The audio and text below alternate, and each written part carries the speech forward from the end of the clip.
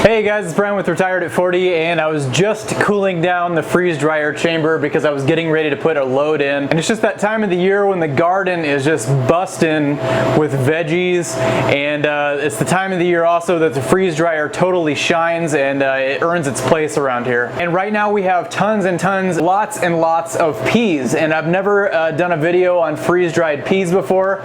So today's video will be a little shorter than normal, but I'm going to do 5 trays of peas in a large freeze dryer, pounds and pounds of peas. Anytime I'm freeze drying something that I have not done a video on before, I just really like to get that information out there, get it videoed and get it documented, and then that information is available for everyone in the community.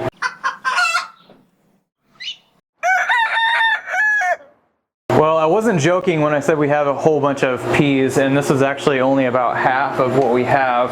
So this will be one of a couple batches for me. Each one of these trays weighs about 1,700 to 1,900 grams, including the tray. And the nice thing about peas when they're frozen is that they pop open when they freeze. So that gives a nice little area for moisture to escape out of them. And these have also been blanched, and we just throw them into some boiling water for a couple minutes. You don't want to cook them. We're just blanching them. Just a really good habit to get into whether you're doing any kind of vegetable, whether it's carrots or peas or corn or any type of vegetable. And then this last tray, I'll just throw the dividers in there just so we can break them up into serving sizes. Everyone's serving size is going to be different. We'll just do the 40 portions for this go around.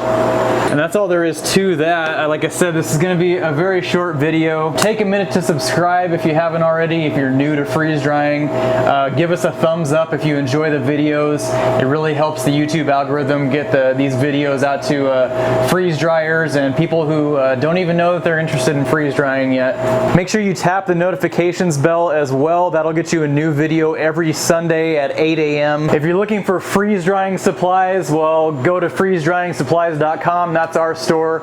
We have everything you need for freeze drying. And if you're considering buying a freeze dryer, please use our affiliate link. We've included that in the description down below. It helps us bring you YouTube content. It helps us with the giveaways in the Facebook and the MeWe groups, and helps us stay up to date with the latest in freeze drying. Make sure you check out our Facebook and or our MeWe group. There's a wealth of free information there and tens of thousands of members in our freeze drying community. Now let's freeze dry some peas. Well, almost 40 hours and our cycle is done, and I'm really excited to see how these taste freeze dried and also how they rehydrate. And these weigh almost nothing now. You can see this one weighs about 1,100 grams, which is not much considering just an empty tray is 920 grams. So there's a close-up for you. If you get in real close, you can see that those peas are split open, which means all that moisture is being pulled out of them. And I'm gonna use my food funnel. We're gonna fill up some Mylar, and then I'll meet you upstairs, and we'll see how these do rehydrated. Well, there's our finished product, and we have already found that we really like these as a snack. And something that I love about freeze-dried food is that it actually intensifies flavors in a lot of cases. And with the peas, it actually brings out the sweetness in peas. To me, peas normally are very, very bland unless you jazz them up with some butter or some spices or something. But freeze-dried, just a handful like this, it's just a little bit of sweetness, and they're really good. But what we really want to know is how they're going to rehydrate. And already just being in water for just a quick second, the color's already coming back. They're plumping up. But I think what I want to do is boil them. But what if we took some butter and boiled them in some buttery water so they just soak up that butter inside the pea?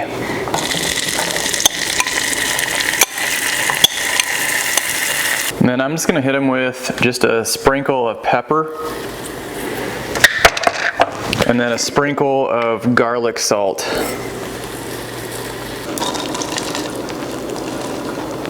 So you can see the consistency is just about the same. A few of the peas are kind of deflated looking, but you'll have that no matter what.